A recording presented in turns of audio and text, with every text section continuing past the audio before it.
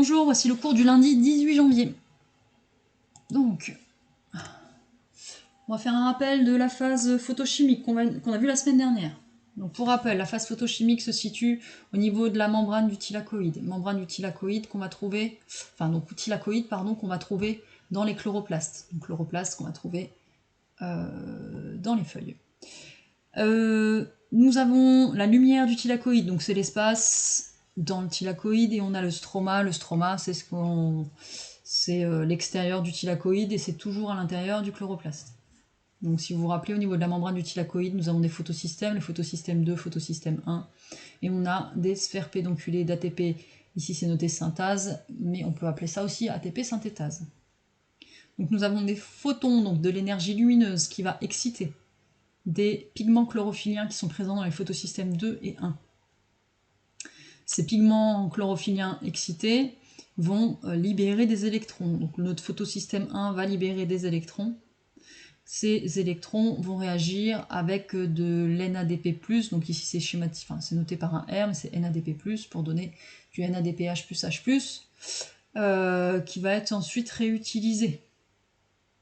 Donc notre photosystème 1 là a toujours sa chlorophylle qui est sous forme excitée. Donc le photosystème 2 va libérer des électrons. Donc il utilise une chaîne de transporteurs d'électrons pour stabiliser à nouveau cette chlorophylle. Donc ici, photosystème 1, la chlorophylle est stable. Photosystème 2 a toujours une chlorophylle qui est instable. Donc on va utiliser la photolyse de l'eau. Donc l'eau va permettre de produire du dioxygène qui va être rejeté dans l'atmosphère, va céder des électrons qui vont stabiliser à nouveau la chlorophylle du photosystème 2 et ensuite produire des ions H+. Ces ions H+, qui sont présents en grande quantité dans la lumière du thylakoïde et en moins grande quantité dans le stroma, vont vouloir quitter le thylakoïde pour qu'il y ait un équilibre de protons, donc de ions H+, au niveau du chloroplaste. Donc le seul moyen de sortir, c'est de passer par les sphères pédonculées d'ATP synthétase. Le fait de sortir par ces sphères pédonculées, il va y avoir une production d'ATP grâce à l'ADP plus PI qui est présent dans le stroma. Donc notre phase photochimique, qu'est-ce qu'elle va produire? Elle va produire du dioxygène, elle va produire de l'ATP, elle va produire de l'NADPH plus H+, à partir d'eau, de lumière, et donc bien sûr de notre chlorophylle qui est présente dans les photosystèmes 1 et 2. La suite. Donc on va étudier le document 4, donc l'incorporation du CO2, la phase biochimique. Donc en haut à gauche, là vous avez un chloroplaste, vous avez les thylakoïdes ici, vous avez le stroma tout autour. À partir d'eau et de lumière, on va avoir production de dioxygène, et il va y avoir production d'ATP et de NADPH plus H+. Là, on voit le cycle de Calvin, on va avoir besoin de dioxyde de carbone, et il va y avoir production de glucides. Donc ici, on a notre cycle de Calvin, ou cycle de Calvin-Benson, et vous avez différents éléments. Donc regardez, en le regardant comme ça peut paraître compliqué, mais en réalité, on va voir que vous êtes bien capable de le comprendre. Donc, toute cette petite sphère grise, ce sont des atomes de carbone. Ok?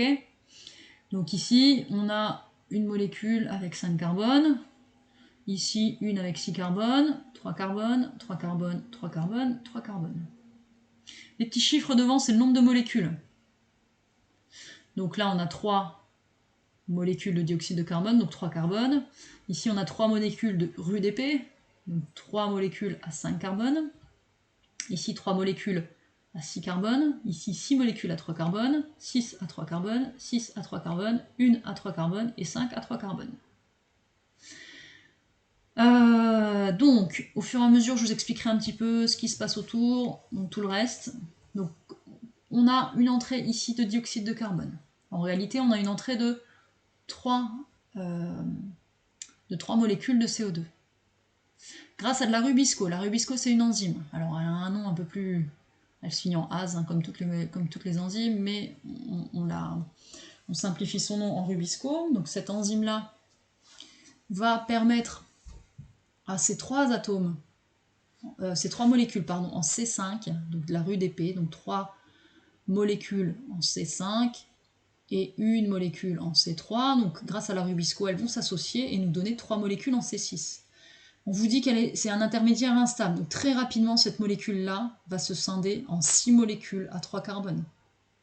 3 molécules à 6 carbones, 18 carbones. 6 molécules à 3 carbones, 18 carbones. Donc en gros, c'est comme si on séparait en deux toutes ces molécules-là.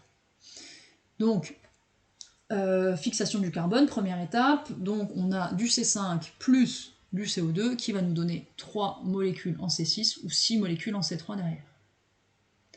On voit qu'il y a une petite différence entre ces deux molécules-là. Cette transformation elle a lieu grâce à de l'ATP qui est présent dans le stroma. ATP qui a été produit par la phase photochimique. Donc, production, enfin transformation on va dire, de ces molécules à 3 carbones en autres molécules à 3 carbones. Ensuite, il va y avoir encore une transformation de ces molécules, donc ces 6 molécules à 3 carbones. Et on a besoin de réduire les composés NADPH plus H+, donc qui ont été produits encore une fois par la phase photochimique. Donc nous avons 6 molécules à 3 carbones. Donc ça c'est la réduction. Nos molécules, nos 6 molécules à 3 carbones, il y en a une qui va se désolidariser du cycle, et il y en a 5 qui vont rester dans le cycle.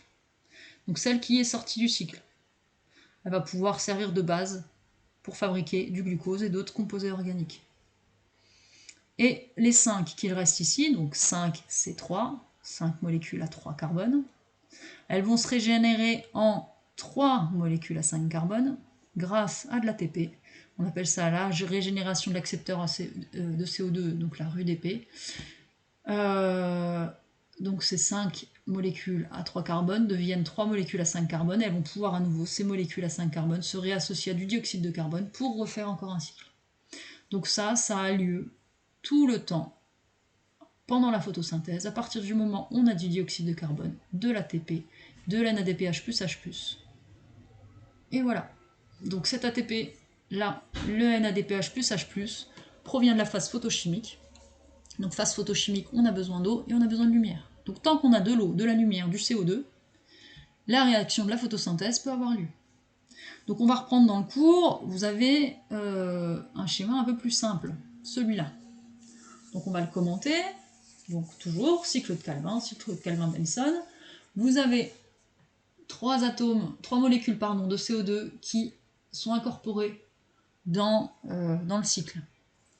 On a 3 RUDP, donc 3 molécules à 5 carbones. Et on a également de la Rubisco, donc une enzyme. Donc tout ça, ça va nous donner 6 molécules en C3. Pour rappel, on a une petite étape intermédiaire avec la fabrication de 3 molécules en C6, mais qui sont instables. Donc très rapidement, ça se transforme en 6 molécules en C3. Grâce à de l'ATP, grâce à du NADPH plus H+, ces 6 C3 vont devenir 5 C3 avec la libération de 1 C3. Ce C3-là libéré va permettre la synthèse de matière organique. Donc avec la production dans un premier temps de molécules à 6 carbones, donc les monomères glucidiques, et ensuite dans un deuxième temps, production de polymères, donc à N carbone, comme l'amidon ou la cellulose. Donc nos 5 C3 vont donner 3 molécules en C5 en utilisant de l'ATP. Et tout ça, ça nous permet du coup de continuer à nouveau ce cycle avec du CO2 qui est incorporé dans le cycle. Et ça ne s'arrête jamais. Enfin jamais. Ça ne s'arrête jamais lors de la photosynthèse. Bien sûr, s'il n'y a plus de lumière, s'il n'y a plus d'eau ou s'il n'y a plus de dioxyde de carbone, la réaction s'arrête. Alors, on a de l'ADP qui est produit, donc c'est un déchet de notre réaction. On a également du NADP+, qui est produit, également un déchet. Donc ces éléments-là, ils vont être réutilisés lors de la phase photochimique. Parce que ces éléments se retrouvent dans le stroma, et si vous vous rappelez, dans le stroma, ça a été utilisé pour produire de la NADPH plus H+, et de l'ATP. Donc on va noter dans le cours. Donc vous êtes sur la partie 3, l'assimilation du CO2, la phase biochimique, le cas général, la photosynthèse en C3. On a regardé le document 4, donc cette phase, elle correspond à la synthèse de matière organique. Donc on a bien fabriqué de la matière organique. Donc dans la cellule chlorophyllienne, grâce à l'utilisation de l'ATP, et des transporteurs réduits NADPH plus H+, qui ont été synthétisés au cours de la réaction précédente, donc la phase photochimique. Donc elle se déroule dans le stroma, donc le stroma du chloroplaste, grâce à l'incorporation du CO2 atmosphérique, et ce, tant qu'il reste de l'ATP et des NADPH plus H+, donc aussi bien le jour que la nuit. Par contre, quand le végétal est placé à l'obscurité, la production d'ATP et de NADPH plus H+, cesse, donc la phase photochimique s'arrête. Donc l'incorporation du CO2 cesse rapidement, ça dure quelques secondes. Donc la fixation du CO2 dépend donc de la phase photochimique. La suite, le CO2 est fixé sur une molécule en C5 grâce à une enzyme. Cette enzyme, c'est la Rubisco. Le C6 formé est immédiatement scindé en deux C3. C'est pourquoi on parle de photosynthèse en C3. Donc on verra la photosynthèse en C4 vendredi. À partir de ce C3 libéré, de nombreuses autres molécules sont fabriquées, donc les glucides et les acides aminés notamment. Les acides aminés, il faut de l'azote, donc cet azote-là est absorbé par la plante au niveau des racines et elle va le retrouver dans le sol.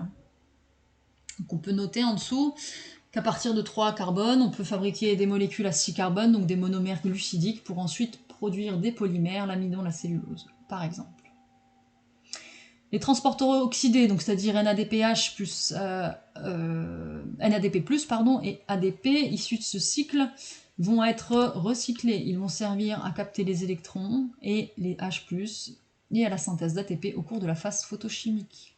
On dit alors que les phases photochimiques et biochimiques sont couplées. Donc, je vous demande pour vendredi donc de répondre au test sur Moodle. Je suis en train de le rédiger. Alors, c'est tout nouveau pour moi, donc c'est un peu long. C'est pour ça que j'ai perdu du temps hier et que je perds un peu de temps aujourd'hui. Mais j'essaye de vous mettre ça pour ce soir ou alors pour demain mercredi. Donc ce test-là, c'est uniquement pour moi, pour voir si vous avez bien compris les deux phases de la photosynthèse et voir sur quoi il faut que je revienne la semaine prochaine. Voilà, c'est tout. Donc je vous souhaite une bonne journée et je vous dis à bientôt.